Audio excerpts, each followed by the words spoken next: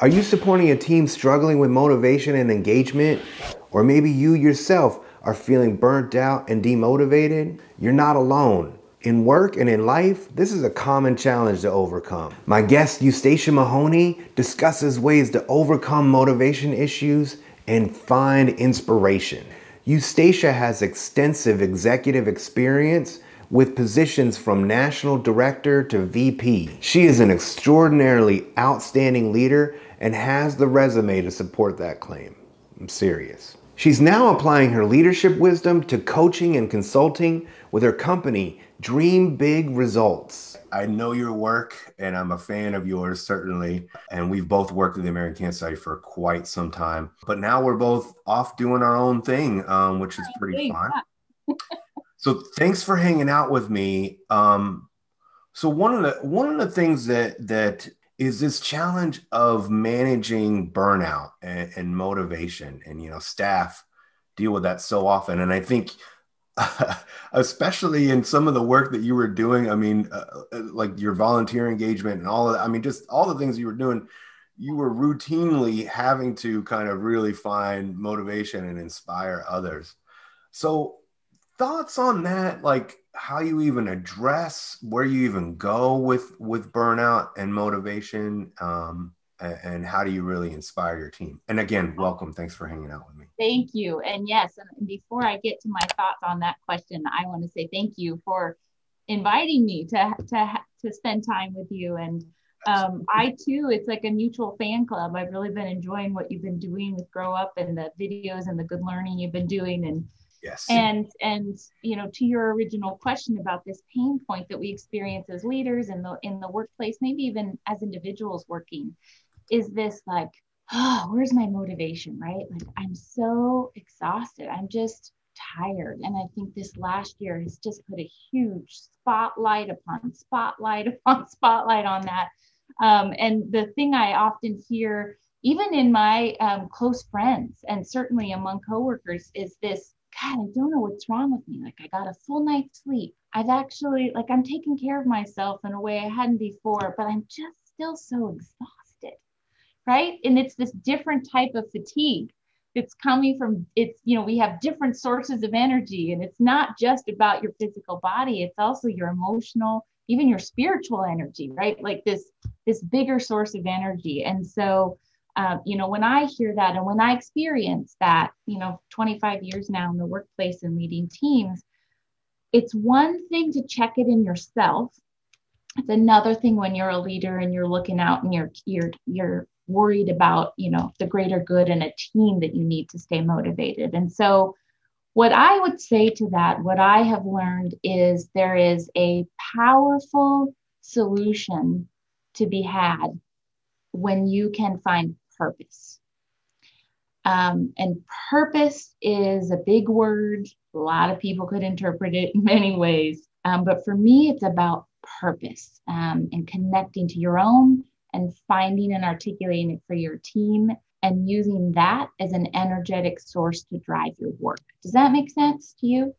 Absolutely. I'm a huge fan of purpose. And I think it took me a while to learn and figure that out. Years into being into leadership, but I will say once I started even figuring that out for myself, wow, I mean, things really were very different once I had kind of purpose. Right, absolutely. And and for me, like what I mean by purpose or what I experienced as purpose, sometimes I think some people might think because you and I worked in a nonprofit organization that was mission driven, like is purpose built in, right? Is it baked in? Is it easier for you to talk about purpose because you had this amazing mission? But I would argue that purpose can be found anywhere. And I would also argue that even in a nonprofit with an aspirational mission that is all but good in the world, right? You still might struggle from time to time as an individual or as a team to really find purpose. And so I think, what I mean by purpose is it's sort of how we want to be in the world, what we believe we were uniquely built to do, right? It's this combination of what we're good at. So yeah, I'm good at this skill, or we can do strengths finders test and find out this is a strength we have. So it's something I'm good at, but also that I'm passionate about, right? I'm really invested. I care. My heart's in this. I believe this is the words and the language we use when we're starting to get at purpose. But what we often don't do, and what is an opportunity as a leader, is to work with your team on sort of articulating those and matching them up. How do you align what you're good at with what you're passionate about? And in that, how do you call that purpose, right? And to me, the difference that comes from when you know you're living on purpose, not off purpose, like it means with intention, right? With focused direction, with an understanding that this is aligned with my values and what I care about.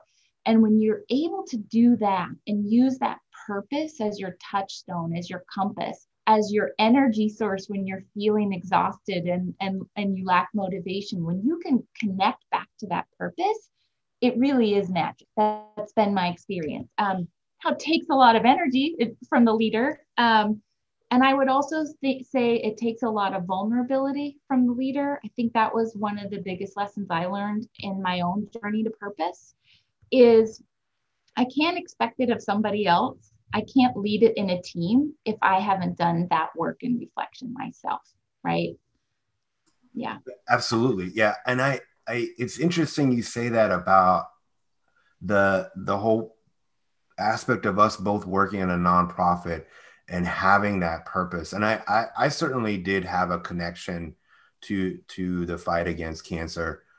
And I think that draws people in, but at the same time, just because that's my purpose doesn't mean I have that expectation that that's everybody else's purpose.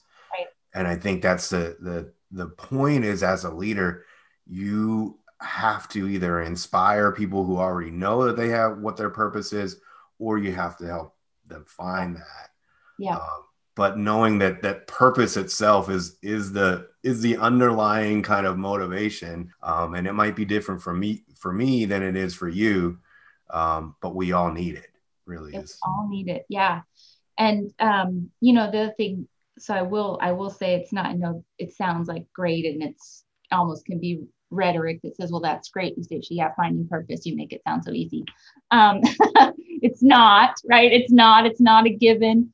It doesn't just come baked in, because I think that we don't often make time, concentrated time and effort to uncover that for ourselves. I mean, I don't think that's a common question. People are like, hi, who are you? What do you do? Where are you from?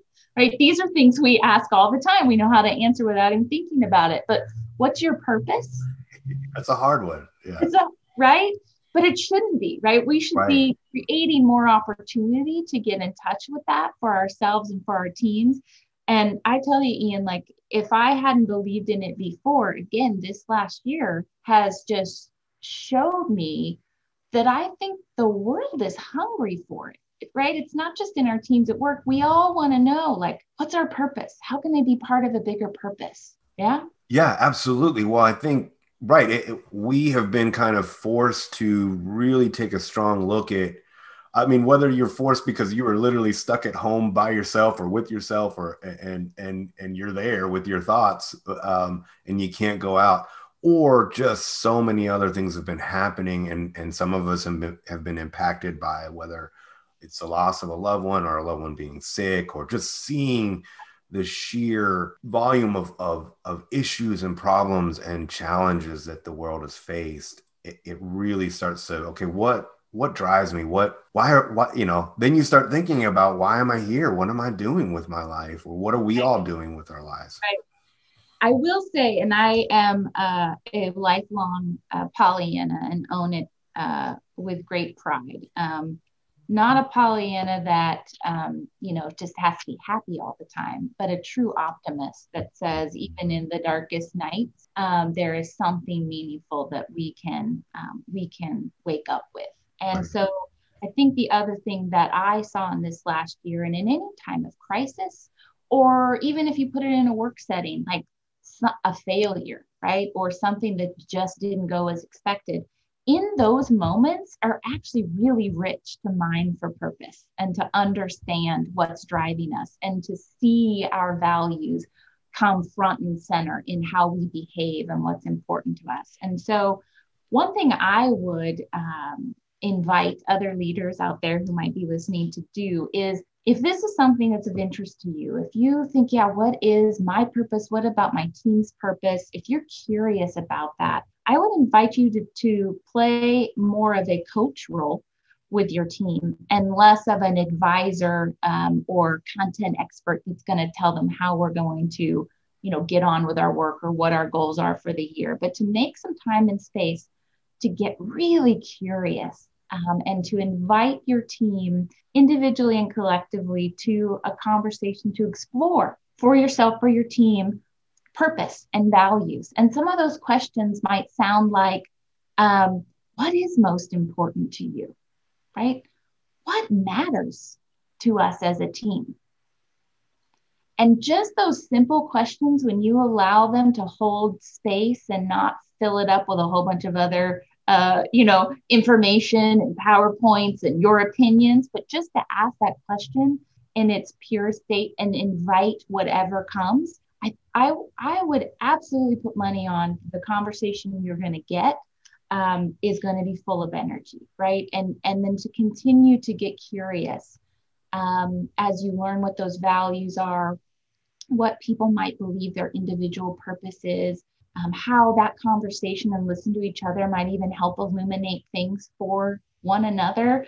If my colleagues' value around freedom is one I'd never thought about before, but in fact, I hold it too, but I use a different word to describe it, right? That can come out when you're talking about values, that I personally hold a value of creativity, and that comes out, which is why I can be silly and I want to laugh and play all the time, right?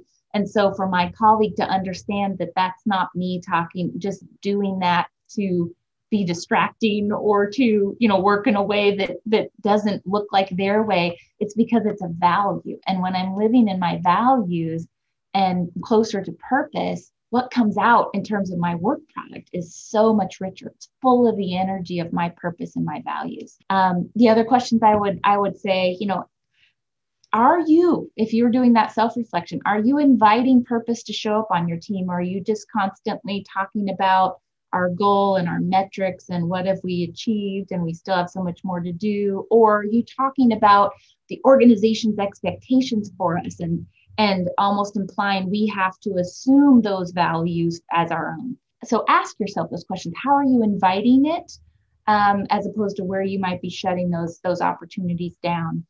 Other questions are also, how does the role and function of your team align with your organization's values and purpose? Again, don't assume it, and don't assume that your team and your individuals know how to connect those dots, because we're not giving all the time and space that needs. And then the last one I would say is, how do those values and the purpose of your organization align with the individual values and purpose on your team? Like, I think we sometimes shy away from worry that maybe there'll be a conflict, right? Well, what if the individual doesn't fully believe in that value, or they're concerned that they're not seeing that value show up, that the organization shouts and proclaims? Do we really want to have that conversation? But I would encourage you as leaders to be courageous and to be vulnerable and invite those conversations. I really think that if your heart and your intent is rooted in the right place, to mine those values, to uncover purpose as a source of energy that then you can align to the work you're doing, I think you're going to unlock the full potential of each member of your team, and therefore the full potential of your team in its entirety.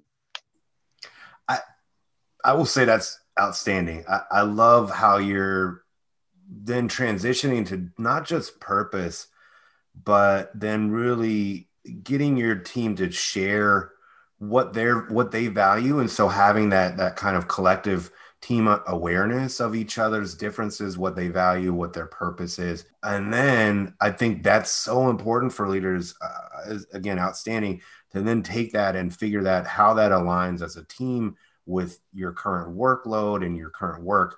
and then also with the department, the organization itself, and making sure that those things, or figuring out how they kind of align together so that you can build teamwork, which that's next level stuff, right? Like when you have this kind of larger team purpose and everybody can see this is what's important to me. Tell me more about that with coaching particularly, because I think one of the challenges is, I mean, I love how you're building this kind of foundation and then building it to this other purpose and connecting with work.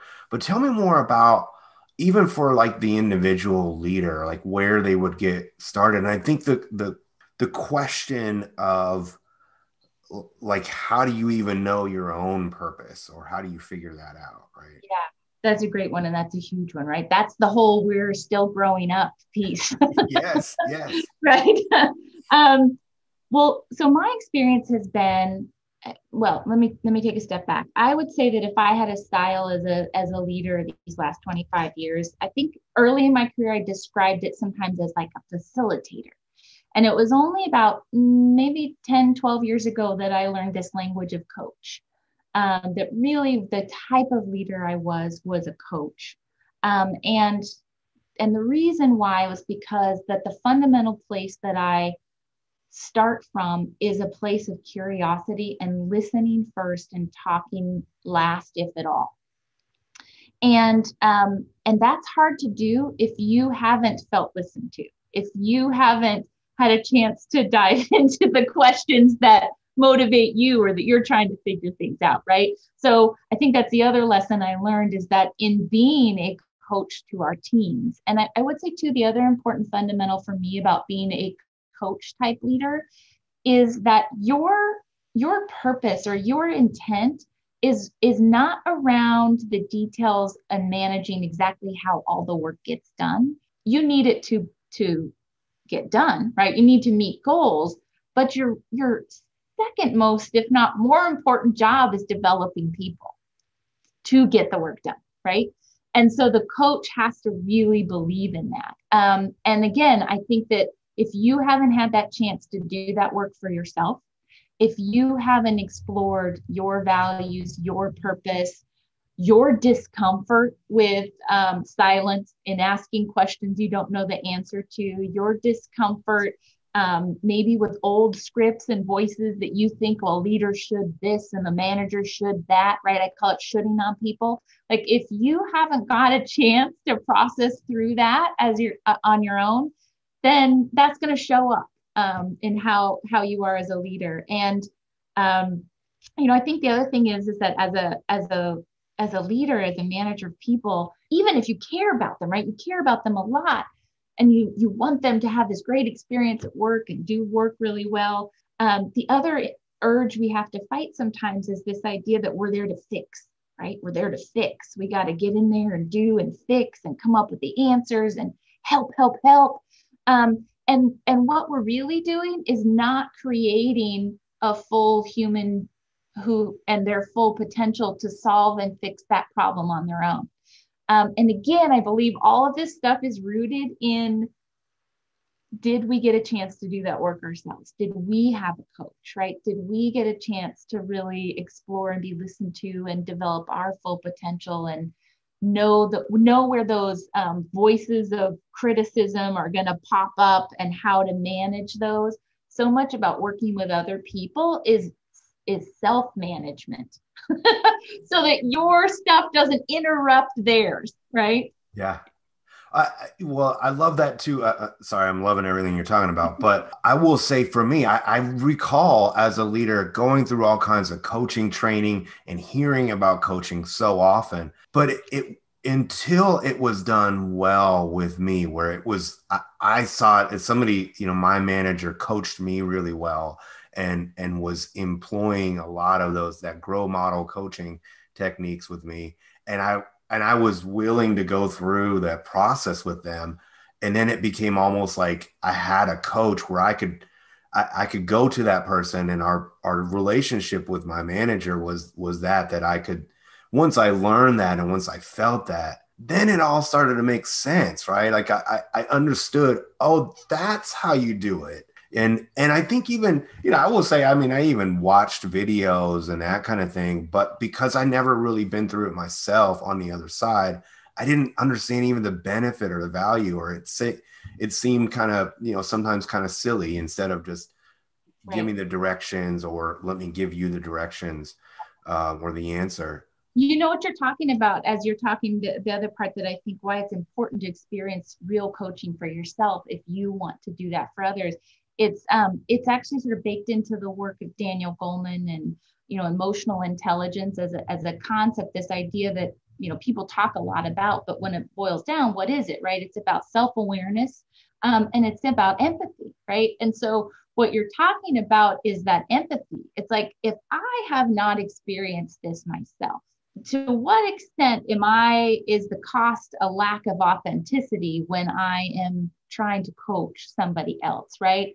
If I don't know what it is to be asked a powerful question that stops me in my tracks and makes me articulate what my values are and how those show up in my work, right? Like that moment of, oh, what Yeah. does that feel like?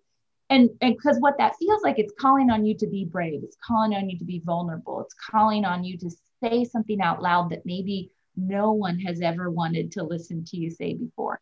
And so if you get to experience that, you're going to be much more confident, and empathetic to that person you're working with when you ask them those same sort of hard questions. Yeah.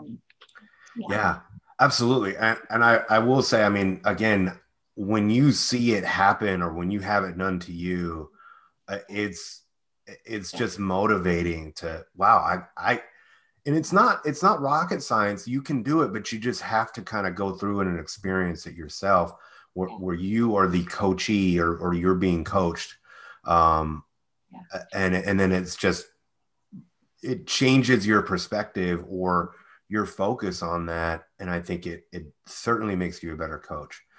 So, leading to that, I mean, I have some people that I can kind of reach out to for coaching. I've been coached. I sometimes try to self-coach and that kind of thing. But again, having somebody that you can lean on, I think is so important. I know that that's some of the work that you are currently doing right now. Tell me more about that, and your current kind of role, or the work that you're doing. Yeah. Oh man, thanks so much for asking that question, Ian, because I think the thing I'm most excited about at this point in my career is I am living my purpose. And that feels amazing. And so, what I've been doing is just moving from an organization and sort of team based leadership to a coaching full time, and have started a practice and a business. And I'm working with people to unlock and uncover what I call their dream big. And I think of it as a noun. Maybe it's a synonym for purpose. I just believe, and I felt it myself, like we have that energy that's living in us, and it might be a dream, it might be a purpose, but it's big energy, and it really represents our biggest, fullest potential.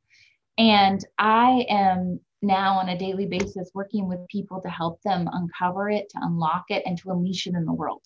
Because I think it is a source of energy that we as humans on this planet need. We need everybody to be living from that place of biggest, fullest potential to, turn on their dream big energy to solve these problems that are in front of us, in a big, big way. And so that's what I'm doing. I'm working with leaders, on their own, maybe in their own lives, how they're wanting to live more on purpose and unlock that dream big. But also leaders who are looking much in the same way of the conversation we've been having here today, to bring that into their work and to help lead and coach others. And, part of the thing I love so much about coaching now and having this be a full time, it's like this, I just get to touch that energy all the time and to see that journey for people, to know what it is to have somebody who's truly your champion, which I am, to just really dig in there and listen and ask you those questions and hear your answers. But more than that, because I think it would be easy to stop there, right? To just sort of get excited and marinate in the fun and the energy of your dream big, and to imagine and to wish and to hope and right all this stuff that feels like this. But it's not enough if it stays here. We want to move it into the world. So that's the other part about coaching that I love, and why the work I'm doing, I'm calling dream big results. That these two things need to exist together, this idea of dreaming big, but also moving that action forward. And so in the coaching I'm doing and working with people, it's all about what's that action? What's that action you're going to take? What's that plan to move you forward? And how can I, as your coach, be your biggest champion? And also a support as you move that forward in the world. So yeah, I just feel like this has been a gift in my life, and it lights me up because it's such an amazing relationship to hold with another person, that they trust you and that you are in it for them. And to see it when it all comes together, it's what I call the aha moment, AWE, aha moment. To be a part of that is, it truly is. It's me living on purpose. One of the most interesting things is one of the probably the best coaches I've ever seen or know, Ryan Soyson. Yeah. And he just said, you share whatever is going on, and he just asked this like amazing question, and you're just like, mind blown. And now you're thinking about all this other stuff. Like, he's amazing at it. And to hear him tell me that he has a coach, right? He has somebody that he goes to for coaching. It was just, that really kind of turned it around for me to understand that like everybody needs this, and it's so valuable. So, I mean, I highly encourage everyone to reach out to someone, to reach out to you, certainly if it's needed. Where can they find, what's your if you don't mind sharing your website, or just how to get in contact with you? Yeah, sure. Dreambigresults.com. You can find me. You can send me a note. You can also just sign up for, let's spend 45 minutes to an hour, no charge, no obligation, and just talk and get to know each other and hear what your thoughts are. I think that's really important to do for anybody, whether you're talking to me or another coach, is to find that coach that you feel like you can establish a rapport with, that like that fit is so important, and to hear a bit about their philosophy, and so that you know how they're going to show up, because you're trusting them with a lot. So you'll find that most coaches will offer that. It's just sort of a free chance to check in and meet each other. Yeah. And you're also on LinkedIn, of course. Absolutely. Yep. Okay, for good people to reach out to you and connect with you there as well. Absolutely, that'd be great. Awesome. I think it's just great to connect and network and that kind of thing. It's a great way to kind of learn and become friends, and then make that connection, and then you can ease into something bigger like coaching if you're interested. Yeah, absolutely. No, I think actually that's been like this crazy world of pandemic living. I think you said it earlier, like at first this thought was like, oh my gosh, I'm going to be locked in my house all by myself, and I get such energy from people. And thanks to things like LinkedIn and all this amazing technology we have, I've been able to meet all kinds of new people this year, which has been fantastic. So absolutely, I love it when people reach out, even if it's just a question about anything, something I've done, something I'm doing. I just love a chance to learn and to meet other people. Yeah. If you're interested in exploring what drives you through some awesome leadership coaching, please reach out to Eustacia Mahoney on LinkedIn or through her website at dreambigresults.com. Eustacia, thank you for your time and expertise. It was outstanding.